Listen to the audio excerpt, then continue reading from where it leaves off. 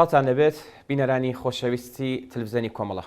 لەلایەن منیشەوە نەورۆز و ساڵی نوێتان لێ پیرۆز بێت بە هیوای ساڵێکی پڕ لە دەستکەوت، پڕ لە خۆراگری و پڕ لە سەرکەوتن بێت. لەم بەشەدا هەڵسەنگاندنی هاوبەشی ڕێکخراوی کرێکارانی شۆڕشگێڕی ئێران، ڕاهی کاریگەر و حیزبی کۆمونیستی ئێران لە ژێرناوی ئێران لەسەر بەستێنی یەک ساڵ شۆڕشی ژن، ژیان، ئازادی و بەشی کۆتاییە پێشکەشتان دەکرێت.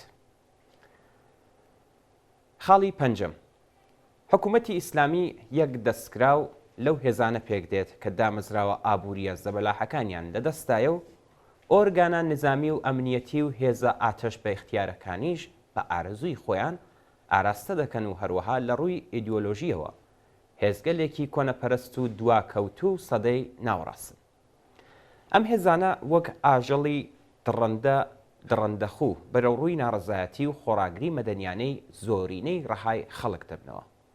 ئەهریمەنێکی چەند سەری کە لە دوای بزوتنەوەی بایکۆتی هەڵبژاردن ترسی لێنیشتووە و هەوڵ دەدات بزوتنەوەی نافەرمانی مەدەنی ناچار بە پاشەکشە بکات، لەم ڕۆوە ئێستا پێمان ناوەتە ناو قۆناغێک گەلێک مەترسیدارترە. دەستگای سەرکوت بە شێوەیەکی زۆر وەحشیانەتر دێتە مەیدان.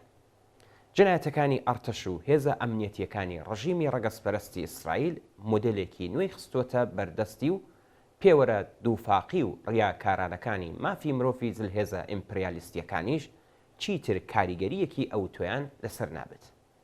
پرسیاری سەرەکی ئەوەیە کە شۆڕشی جەماوەری بۆ تێکشکاندنی ئەم ئەهریمەنە وەحشیە پێویستە چ تاکتی گەلێک بەکاربێنێت. بۆ لە کارخستنی ئەم ماشێنە بێبەزدیەی شەڕ و ئەم هێزە فاشیستە سەر لێ شێواوە پێویستە تەنیا پشت بە هێزی هەرچی بەرینتری جەماوەر ببەسترێت. بەربڵاوترکردنی بازنەی ناڕزایەتیە مەدەنی و داواکاری تەوەرەکان، جەختکردنەوە لەسەر نافەرمانی مەدەنی لە هەموو بوارەکاندا، هەوڵدان بۆ هەماهەنگی و لێکگرێدانی بەشە جۆراوجۆرەکانی بزوتنەوە داواکاری تەوەرەکان و هەروەها هاو ئاراستەکردنی خەبات لە پێناو ناو ئازادیدا دەتوانێت کەلێن و دووبەرەکی بخاتە ناو هێزە سەرکوتگەرەکان، قەیرانی ناوخۆی بازنەی بەرتەسکی دەسەڵات قوڵتر بکاتەوە و بەو شێوەیە یارمەتی بکات بە پرۆسەی ڕووخانی ئەم دەسەڵاتە ناوادەیە. تەنیا بەم شێوەیە و لەم پرۆسەیەدایە کە دەتوانرێت ناوەند و ئۆرگان و ڕێکخراوە جەماوەریەکان ڕێک بخرێن و لە ئەگەری داڕمانی پایەکانی دەسەڵاتی ڕژیمدا بەر بە هەر چەشنە ئاڵۆزی و ڕووداوێکی نەخوازرا و کۆنتترۆل نەکراو بگیرێت. تەنیا بەم شێوەیە دەتوانرێت بەر بە دەستێوەردانی تێکدەرانەی هێزە هێژمونی خوازەکانی ناوچەکە و جیهان بگیرێت. خاڵی شەشەم، ڕوبەڕووبوونەوەی ئێستای بزوتنەوەی بربڵاو و مەدەنی جەماوەر لەگەڵ فاشیزمی ئاینی کۆنەپەرست تایبەتمەندیەکی بەشێنەی و درێژخایانی بەخۆیەوە گرتووە. درێژە کێشانی ئەم ڕوبەڕووبوونەوەیە بۆتە هۆی ئەوەی کە لەلایەکەوە ئەو هێزە پڕ ئیدعا و بێبنەمانەی کە بە یارمەتی میدیا بەهێزە جیهانیەکان خۆیان دەناسان وردە وردە دەکەونە پراوێزەوە و لاوازی سیاسیان زیاتر ئاشکرا دەبێت. ڕسوایی سەڵتەنەت خوازەکان و بەتایبەت دوای ناوزڕاندنی ئەشکەنجەگەرێکی وەک پەرویز سابتی یەکێکە لەم نمونە هەرە بەرچاوەکانی ئەمڕۆتە. لەلایەکی ترەوە هێزەکانی ناوجەرگەی کۆمەلگا کە ویست و داواکاری ڕوونیان هەیە وردە وردە خۆیان دەبینەوە، یەک دەگرن، خۆیان ڕێک دەخەن و داواکاریەکانیان گەڵاڵە دەکەن. خەبات و ناڕزایەتیەکانی جەماوەر لە ساڵی ڕابردوودا دەریخست کە داواکاریەکانی خەڵک کۆمەڵێک داواکارین کە هەندێک لە هێزە سیاسیەکان بە تایبەتی ئۆپۆزیسیۆنی ڕاست ناتوانن وەڵامیان پێ بدەنەوە. جەختکردنەوە لەسەر ئازادی بێشەرت و مەرجی ڕادەربڕین، مافی خۆڕێخستن و پێکهێنانی ڕێکخراوی سربەخۆ، ڕێزگرتن لە بیر و باوەڕی تاکە کەسی مرۆڤەکان، خەبات لە پێناو مافی یەکسانی ژنان و پیاوان لە هەموو بوارەکاندا، خەبات لە دژی سەرجەم جۆر و شێوازەکانی هەڵاواردن لە کۆمەلگادا، زۆرێک لە هێزە ڕاستەکانی تووشی ترس و سەر لە شێواوی کردووە. داکۆکی کارانی پیاو سالاری بە هەموو جۆرا و جۆرەکانیەوە لە هێز و بوێری و چاو نەترسی بزوتنەوەی ژنانی ئێران سەرسام بوون و ترسیان لێنیشتووە.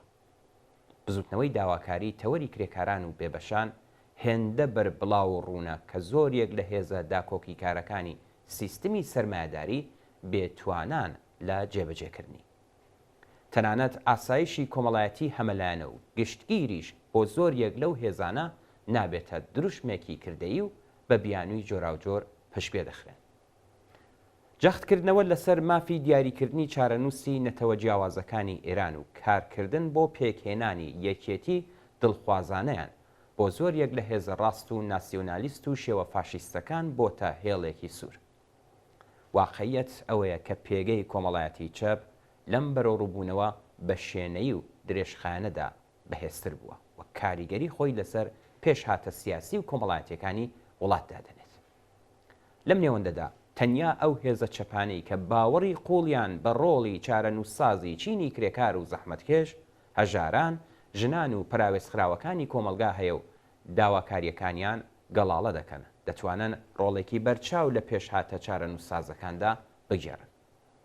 ئێستا کاتی ئەوە هاتووە کە هێزەکانی لایەنگر و بەرگریکاری ئازادیە فرەڕەهەندەکان دموکراسی بەردەوام و هەمەلایەنە و سۆسیالیزمی مارکسی بەرنامە و استراتێژی خۆیان بۆ هەلومەرجی سەردەمی داڕمانی ئەم ئەهریمەنە بخەنەڕوو و خۆیان بۆ دواڕۆژی تێکشکانی ئەم ئەهریمەنە ئامادە بکەن بۆ ئەوەی بتوانن وەک هێزێکی کاریگەر و شوێندانەر بێنە مەیدان.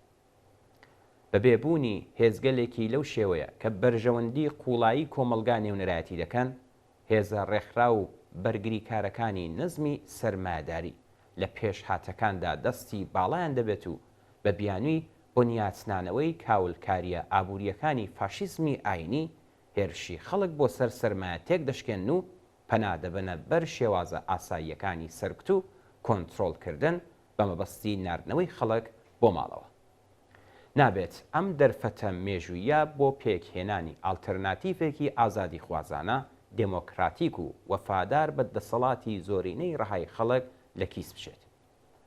لە هەر کوێیەکەن، لە کارگا، لە قوتابخانە، زانکۆ، گەڕەک، شارەکان و گوندەکان بە هەر ژمارەیە کە ئیمکانی هەیە بەو ڕێکخراوانەی ئێستاوە پەیوەست بن یان ڕێکخراوگەلێکی پێشڕەوی خۆتان لە بوارەکانی کرێکاری، فەرهەنگی، وەرزشی، ژنان، قوتابیان، خوێندکاران، پەلکەزێڕینەکان، ڕەوشنبیران، ژینگە پارێزان، مامۆستایان، شۆفێران، پەرستاران، پارێزەران، خانەنشینان، ماڵخوراوەکان و بێکاران پێک پێن و لە پێناوکردنیان بە ڕێکخراوێکی بەرینی کۆمەڵایەتی و گرێدانی با ڕێکخراوەکانی دیکەوە خەبات و تێکۆشان بکەن.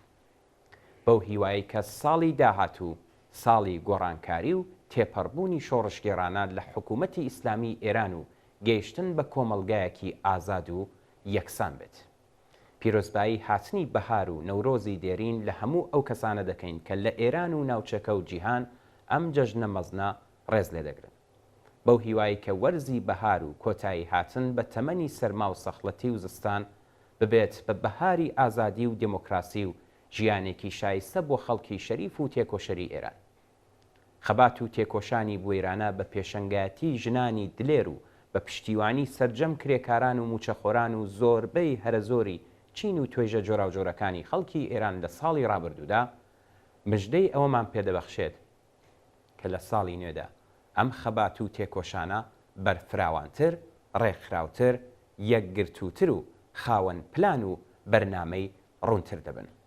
بەو هیوایی کە ئەو خەبات و تێکۆشانە ماندووی نەناسانە هەنگاوێکی گرنگ و گەورە بێت لە پێناو کۆتایی هێنان بە زستانی سەخڵەت و تاقەت پڕۆچێنی دەسەڵاتی فاشیزمی مەسهەبی و بەهاری شکۆداری ژیان بۆ دانیشتوانی ئەم سەرزەویە بە دیاری پێنێ بۆ ئەوەی سەرەتایەک بێت بۆ لێک نزیک بوونەوەی هەرچی زیاتر و ئینسانی تر لەم ناوچە ئازار چەشتووەی ئێمەدا. نەورۆز و ساڵی نوێتان لێ پیرۆز بێت. حیزبی کۆمۆنیستی ئێران ڕێکخراوی کرێکارانی شۆڕشگێڕی ئێران ڕاهی کاریگەر بەڕوخێ ڕژیمی کۆماری ئیسلامی سەرکەوتوو بێت شۆڕشی کۆمەڵانی خەڵکی ئێران بژی ئازادی، دموکراسی و سۆسیالیزم.